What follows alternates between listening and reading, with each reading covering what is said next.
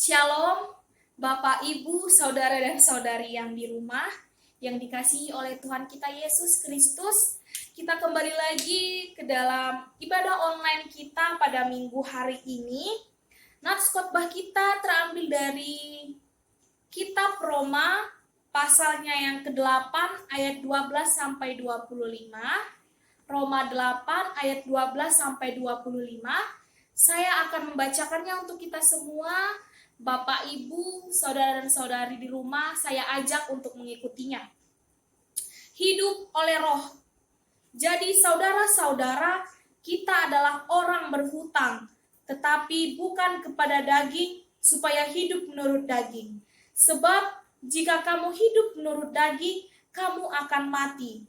Tetapi jika oleh Roh kamu mematikan perbuatan-perbuatan tubuhmu, kamu akan hidup. Semua orang yang dipimpin oleh Roh Allah adalah anak Allah. Sebab kamu tidak menerima roh perbudakan yang membuat kamu menjadi takut lagi, tetapi kamu telah menerima roh yang menjadikan kamu anak Allah. Oleh roh itu kita berseru, ya Abah, ya Bapa. Roh itu bersaksi bersama-sama dengan roh kita bahwa kita adalah anak-anak Allah dan jiwa kita adalah anak. Maka jika kita juga adalah ahli waris, maksudnya orang-orang yang berhak menerima janji-janji Allah yang akan menerimanya bersama-sama dengan Kristus, yaitu jika kita menderita bersama-sama dengan Dia, supaya kita juga dipermuliakan bersama-sama dengan Dia. Pengharapan anak-anak Allah. Sebab aku yakin bahwa penderitaan zaman sekarang ini tidak dapat dibandingkan dengan kemuliaan yang akan dinyatakan kepada kita. Sebab dengan sangat rindu, seluruh makhluk menantikan saat anak-anak Allah dinyatakan. Karena seluruh makhluk telah ditaklukkan kepada kesia-siaan, bukan oleh kehendaknya sendiri, tetapi oleh kehendak Dia yang telah menaklukkannya. Tetapi dalam pengharapan, karena makhluk itu sendiri juga akan dimerdekakan dari perbudakan, kebinasaan, dan masuk ke dalam kemerdekaan kemuliaan anak-anak Allah. Sebab kita tahu bahwa sampai sekarang bahwa sampai saat sekarang segala makhluk sama-sama merasakan sakit bersalin. Dan bukan hanya mereka saja, tetapi kita yang telah menerima karunia sulung roh, kita juga mengeluh dalam hati kita sambil menantikan pengangkatan sebagai anak, yaitu pembebasan tubuh kita. Sebab kita diselamatkan dalam pengharapan, tetapi pengharapan yang dilihat bukan pengharapan lagi. Sebab bagaimana orang masih mengharapkan apa yang dilihatnya, tetapi jika kita mengharapkan apa yang tidak kita lihat, kita menantikannya dengan tekun. Sampai sini pembacaan nats khotbah kita. Berbahagialah kita yang mendengarkan firman Tuhan serta menyimpannya dalam hati kita masing-masing. Shalom sekali lagi Bapak, Ibu, Saudara-saudari yang di rumah. Tema minggu yang saya ambil untuk minggu hari ini adalah berpengharapan dan hiduplah dalam roh, hai anak-anak Allah. Iya, kitab Roma ini merupakan kitab yang paling panjang yang ditulis oleh Paulus, yang paling teologis dan yang paling berpengaruh. Paulus menulis surat ini dalam rangka pelayanan rasulinya untuk dunia. Bukan hanya untuk umat Yahudi, tapi untuk dunia. Ayat ini mencakup dua perikop, yaitu hidup oleh roh dan pengharapan anak-anak Allah. Kita umat manusia diajak, disarankan, diberikan pemahaman untuk hidup menurut roh, bukan menurut daging. Karena jika kita hidup menurut daging, kita akan mati. Hidup dalam daging di sini diartikan sebagai kita hidup di bawah naungan duniawi kita, keinginan duniawi kita masing-masing, keinginan akan zona nyaman kita di dunia ini. Itu yang dimaksud dengan keinginan daging yang dimaksud di ayat ini. Roma 8 ayat 12 sampai 25 ini memberikan kita pemahaman. Kita harus memiliki pengharapan. Jangan khawatir dengan apapun. Misalnya nih, Bapak, Ibu, atau saudara-saudari yang ada di rumah khawatir Khawatir akan apa yang terjadi. Misalnya nih, saya khawatir nih, apa ya yang terjadi nanti? Apa ya yang terjadi setelah saya beribadah online ini? Atau saya sendiri, apa ya yang akan terjadi kepada diri saya setelah saya berkhotbah di sini? Setelah saya memberitakan firman di sini, apa ya yang terjadi setelah saya turun ini? Begitu. Setiap kita pasti merasakan kekhawatiran apapun itu. Tetapi karena kita sudah diberikan roh Allah, roh itu yang akan menjadikan kita anak-anak Allah.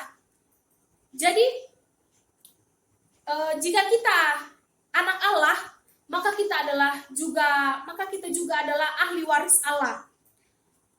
Orang yang berhak menerima janji Allah, dan ia juga akan menerimanya sama-sama dengan Kristus. Begitu. Jika kita menderita bersama-sama dengan Dia, bersama-sama dengan Kristus, kita juga akan dipermuliakan dengan Dia. Penderitaan yang kita rasakan sekarang, kesusahan yang kita rasakan sekarang ini tidak dapat dibandingkan dengan kemuliaan yang dinyatakan Allah kepada kita.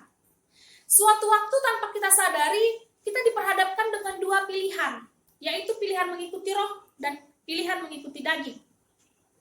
Saya memberi contoh seperti hari ini, hari Minggu, ada ibadah Minggu, walaupun online virtual begini, kita diperhadapkan dengan dua, yaitu dengan pekerjaan kita dan dengan ibadah kita, atau bersekutu bersama-sama begitu. Dari 100 orang, 70 orang mungkin memilih untuk bekerja, untuk tetap bekerja, mengikuti duniawinya, pekerjaan duniawinya, kedagingannya, begitu. Kita lebih memilih bekerja di hari Minggu, melainkan ibadah bersekutu bersama dengan sanak saudara dan teman-teman kita. Hal itu nyata terjadi di sekitar kita. Kita lebih mementingkan hal itu. Faktornya kita mementingkan hal duniawi ini adalah karena kita khawatir tentang apa yang akan terjadi nanti. Kita bekerja untuk mendapatkan uang yang kita dapatkan untuk menghidupi kita di kehidupan kita selanjutnya, supaya kita tercukupi akan fasilitas-fasilitas kita. Itu faktor utamanya adalah kita khawatir, begitu. Makanya kita mencari uang untuk menutupi khawatir kita tadi, begitu. Kita sering khawatir akan diri kita, tapi tanpa kita sadari juga, sebenarnya Tuhan itu mau menolong kita, mau ikut campur dalam hidup kita, mau membantu kita dalam suka, duka, atau apapun yang terjadi dalam kehidupan kita, begitu. Bapak, Ibu, Saudara, dan Saudari. Kemudian surat Paulus kepada jemaat Roma ini terkhusus di pasal 8 mau mengajarkan kita atau memberikan kita pemahaman untuk hidup di dalam roh. Pentingnya hidup di dalam roh. Percaya kepada roh yang nantinya akan menuntun kita di setiap langkah hidup kita, di setiap apa yang kita lakukan dalam hidup kita, di setiap apa yang terjadi di hidup kita. Roh yang bisa menjadikan kita anak Allah, ahli waris Allah yang telah dijanjikannya kepada kita. Karena jika kita mau hidup bersusah bersama dengan Allah, dipimpin bersama Allah, kita akan dimuliakan bersama Allah, itu juga dimuliakan bersama Kristus, bersama-sama dengan Dia. Saya mempunyai satu ilustrasi atau satu cerita yang ada begitu. Ada seorang anak gadis yang cantik, tinggal bersama ayahnya di perumahan dinas tentara.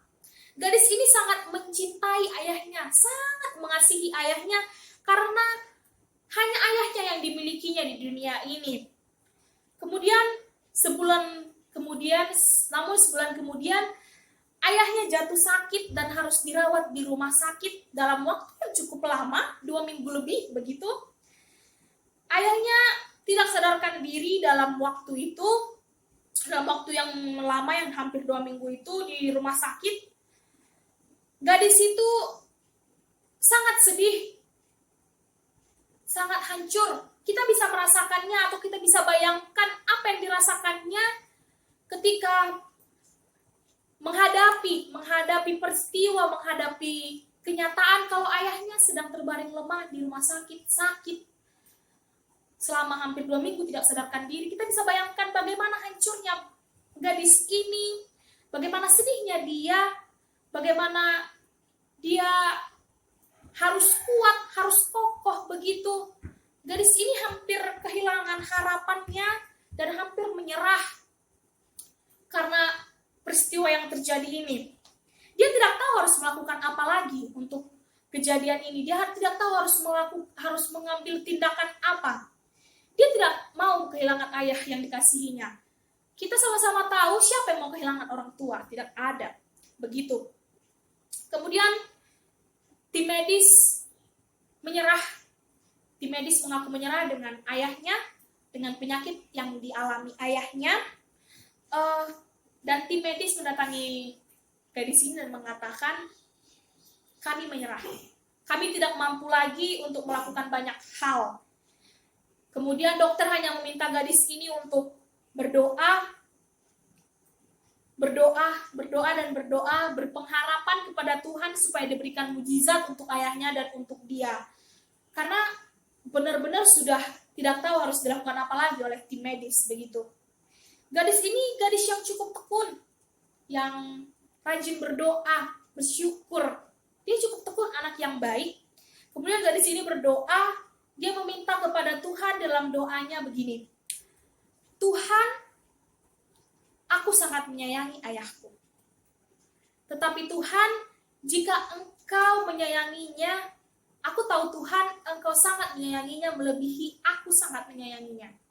Jika Engkau menginginkannya Tuhan, maka ambillah. Hebat bukan?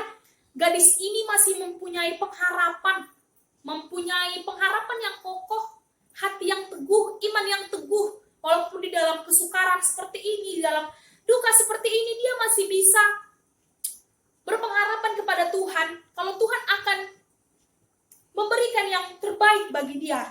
Kemudian dia melanjutkan doanya seperti ini. Tetapi Tuhan, aku memohon kepadamu, berikan aku sebuah pelita harapan untuk menjadi penuntunku di dalam kehidupanku, untuk ada bersamaku di dalam kehidupanku yang akan tinggal sendiri ini Tuhan. Kemudian dia meminta pelita harapan, begitu.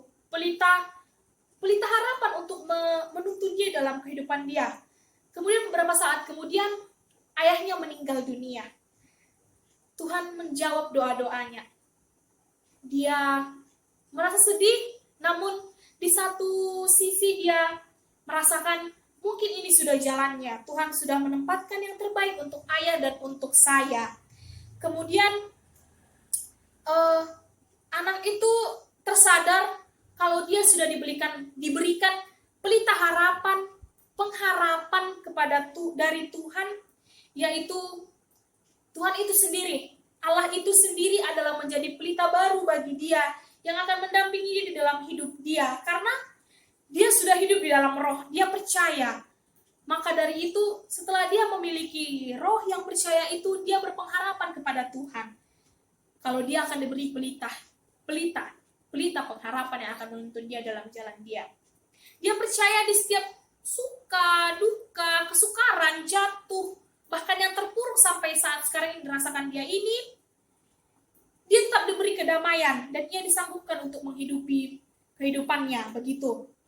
Dalam cerita ini tentunya kita bisa mengaplikasikannya di dalam diri kita pribadi dan di dalam jemaat-jemaat kita, di dalam kita bermasyarakat, di dalam jemaat kita bergereja, yang mungkin saja kehilangan harapan dengan apa yang terjadi. Namun Tuhan selalu ada di dalam hidup kita. Tuhan selalu ambil. Tuhan selalu memberikan kita pelita harapan seperti yang dirasakan oleh gadis dalam cerita ini.